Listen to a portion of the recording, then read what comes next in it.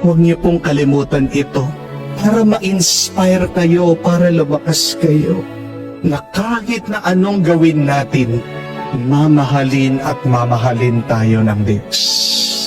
Masaya ka, malungkot ka, mahal ka ng Diyos. Nauunawaan mo, hindi mo naiintindihan ang pagmamahal ng Diyos, mahal ka ng Diyos. Mayaman ka, mahirap ka, mahal ka ng Diyos. Nahihirapan ka, wala kang problema, mahal ka ng Diyos. Nagsasawa ka, nagtitiis ka, mahal ka ng Diyos. Nahihirapan ka, nabibigatan ka, o may ginhawa ka sa buhay mo, mahal ka ng Diyos. Mabuti ka, o pagkasama-sama mo man, mahal ka ng Diyos. Wala po tayong magagawa para mabawasan natin ang pagmamahal ng Diyos. Di po ba napakagandang balita niyan? Ang pagmamahal ng Diyos ay hindi nagdidepende sa iyo.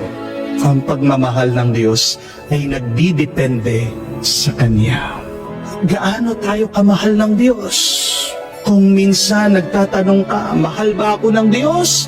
Anong kailangan mong gawin? Tingnan mo ang cross. Jesus' sacrifice on the cross is His perfect love for you. Anong itsura ni Jesus sa krus? Nakabukas ang kanya mga kamay. Nakaladlad ang kanya mga palad. Ano sinasabi niya sa atin? This much I love you.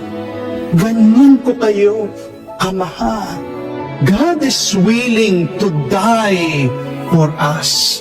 That is His love for us. God is willing to endure the pain for His love for us. Yun yung totoong pagmamahal.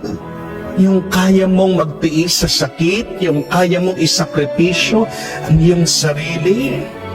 Jesus is saying, this is how I love you.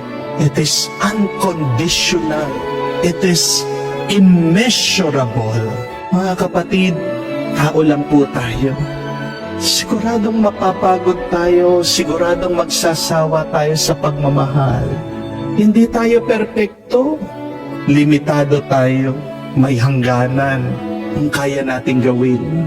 Pero ang Diyos, hindi siya mapapagod magmahal kailanman. Kung gusto mong huwag kang magsawa sa pagmamahal mo, sana palagi mong matandaan yan. Ang pinakamahalagang kautusan, hayaan mo ang Diyos at magmahal sa iyo. Hindi mo kaya na ikaw palagi ang magbigay. Hindi mo kaya palagi na ikaw ang magmahal. Kaya natin yan. Nahayaan natin ang Diyos siyang magmahal sa atin.